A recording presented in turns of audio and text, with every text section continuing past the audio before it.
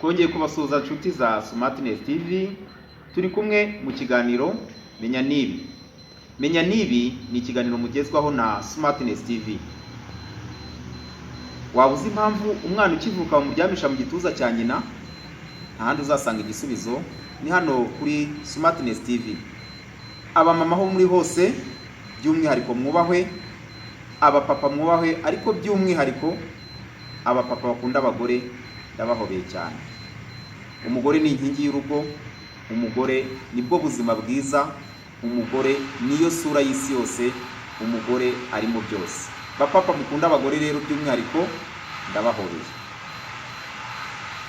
Nkuko twabibonye, ibibazo birebana n'ubuzima bubi umwana ashobora guhura nabwo bishobora kugabanuka mu gihe umubyeyi utwite n'uwonsa afashe indyo yuzuye irimo ibyubaka umubiri, ibitera imbaraga n'ibirinda indwara bikungahaye ku myunyungugu na vitamine bifasha mu kubungabunga ubuzima bwe n'ubw'umwana, ndetse bikagira ingaruka nziza mu mikurire myiza y'ubwonko bw'umwana. Babyeyi rero murabe mwiyumvira naho ruzingiye, ibanga nta rindi. Umubyeyi akwiye kumenya akamaro ko gufata ibinini byongera amaraso nka fer n'ibya acide folique, kuko mu gihe atwite, mu gihe cyo kubyara ndetse na nyuma yo kubyara, umubyeyi akenera amaraso ahagije ngo bimurinde kuzahara. Umubyeyi wese akwiye kumenya ibimenyetso mpuruza n'ingaruka afite ku buzima bwe n'ubw'umwana atwite. Bimwe muri ibyo bimenyetso harimo kuribwa cyane mu nda, kuribwa cyane umutwe, guhumeka nabi, kugagara no kugira umuriro, cyane cyane bishobora kugaragara kuri uwo mudamu. Iyo hari kimwe muri ibyo bimenyetso kibonetse ku mugore, agomba kwihutira kugera kwa muganga cyangwa se akagezwa ku munyabuzima aho atuye. Mu gihe uruhinja ruvutse, rugomba kwitabwaho kugira ngo rurindwe guhura n'imbeho, cyane cyane mu byumweru bya mbere rukivuka. Bumwe mu buryo bushobora gufasha uruhinja kugumana ubushyuhe tugiye kubagezaho mu mwanya ukurikira. Turi kumwe hano mu kiganiro Menya Nibi, nta handi uzasanga ibi byose usibye hano muri kino kiganiro. Dore bimwe wakwifashisha, ibyo ushobora gukoresha kugira ngo uruhinja rukomeze kugumana ubushyuhe, cyane ko iyo uruhinja rubuze ubushyuhe ruba rushobora gupfa amarabira. Ushobora gusanga ababyeyi benshi bashobora kuguma kwa muganga bahora bavuza, ariko ari ukubera kutamenya ibi byose. Kurinda imbeho icyumba uruhinja rubamo ni iby'ingenzi kugira ngo uruhinja rukomeze kubaho neza.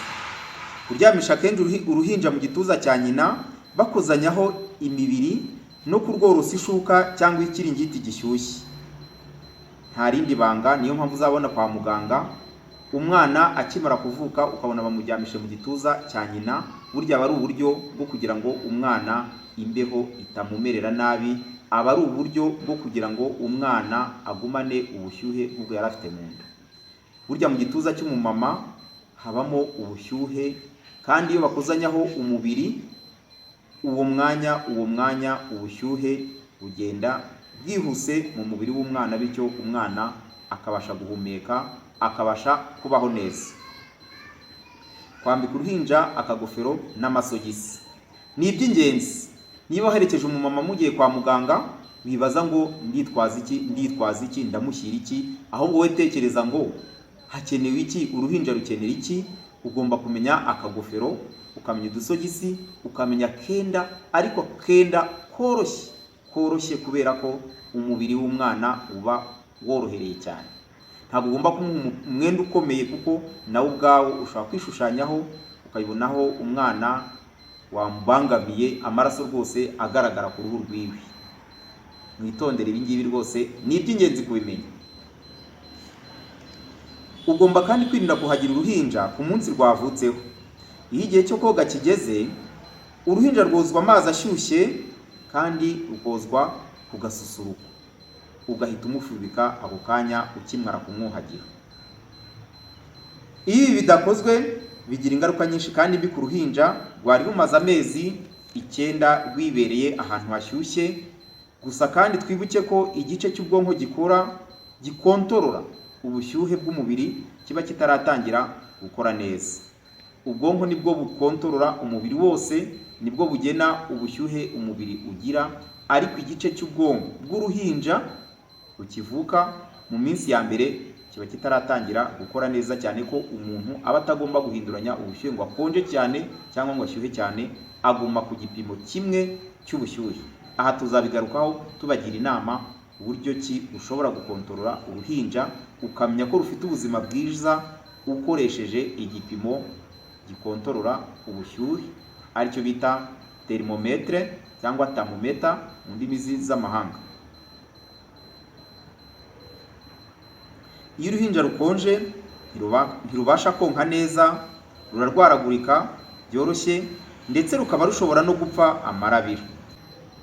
Impinja zishobora guhita zifatwa n'imbeho zikivuka iyo zishyizwe ahantu hakonje, kuko zitabasha kugumana igipimo cy'ubushyuhe cyazo nk'abantu bakuru.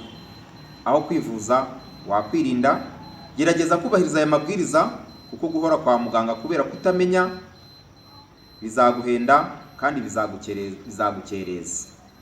Ni byiza ko umenya ibi, amabanga yose agendanye n'ubuzima, amabanga yose agendanye n'imitekerereze y'umwana tuzakomeza tuyabagezaho, tubagezeho n'ibindi muri iki kiganiro Menya Nibi. Mwakoze, ntiwibagirwe gukora share na subscribe. Turi kumwe mu kiganiro Menya Nibi. Menya Nibi ni iby'ingenzi birakureba. Abamama mwongere mwubahwe, ndabashuje cyane kandi ndabasezeye. Bye bye, naho ubutaha.